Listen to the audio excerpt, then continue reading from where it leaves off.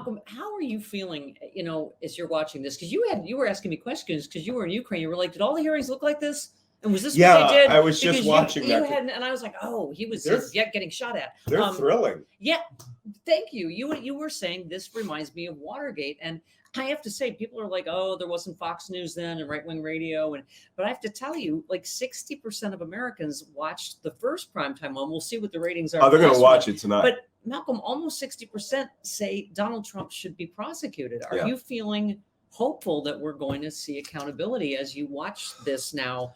Being back from Ukraine? Well, that's entirely up to the Justice Department now, isn't it?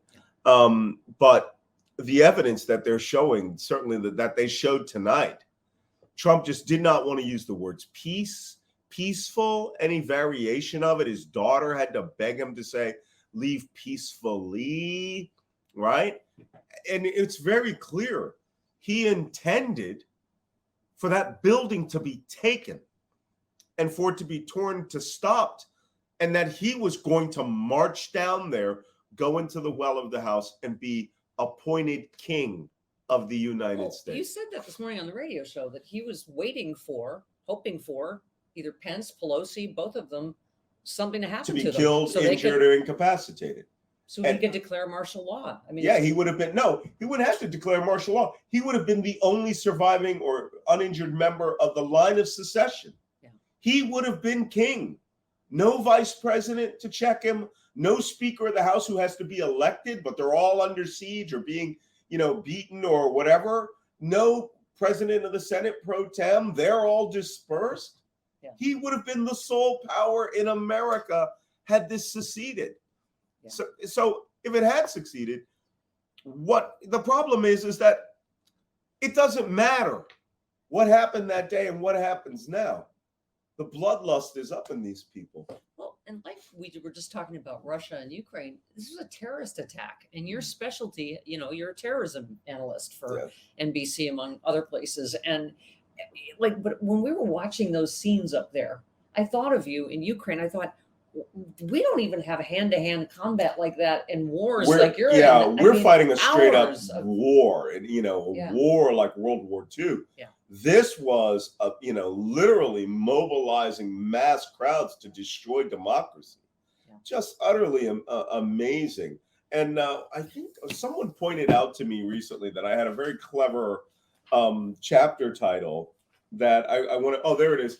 The deranged ideology of the Orange Jihad.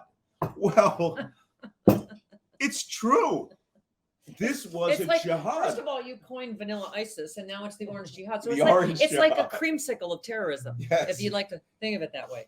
But it's true. He brought all these people together. He crushed QAnon ideology together with this neo, whatever you want to call it, this neo-fascist Trumpian ideology. And, people were saying, I was interviewed today by someone who said, do you think other people see it the way you see it, the way you're calling it? And I said, this book's been written. This book has been written in secret at MI6 for the Prime Minister and the Queen. And they're reading the United States almost overthrew its own government and established, an orange monarchy, whatever you want to call it. DGSE in France has written this assessment. Yeah. Right. I just wrote this assessment as an intelligence professional who has on the ground experience, who could clearly see all this. But don't think that other intelligence professionals are going, well, that's a little over the top. If anything, they're all going, the United States could have collapsed and still can collapse in a potential civil war. So, Malcolm, what do we do about it? Because, I talk a lot about the mainstream media. We talked about Biden's approval ratings, that he almost by every barometer has been unbelievably successful given what he was left. And yet he has these low approval ratings. That's on Democrats. I was saying part of your books make the mainstream media look bad because they're like, where were you on Trump Russia before the 2016 election? Where were you on this insurrection that you could see building before the insurrection? And so we're not going to apparently get help from the media. So what do we do to impress on people how close we are to fascism, and that this election could be our last? Yeah, well, I can always say, go read the book. Go buy the book. Don't just buy the book. That's an excellent idea. Don't just buy the book. No, read the book.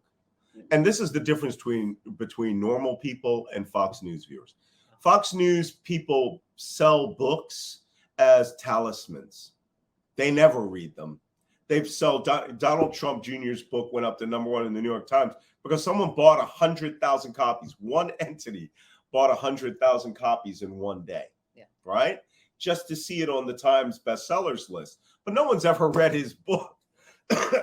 What could he say that we'd be interested in? Virtually nothing. So the difference is that I don't want to say that this is very quotable. There's a lot of stuff in it that even I, every once in a while I read my books. There's a big difference. I'm going to talk as an author now. There's a very big difference between writing your book and reading your book. A world of difference. When I wrote Plot to Destroy Democracy before I went on Bill Maher's show, I read it and I terrified myself.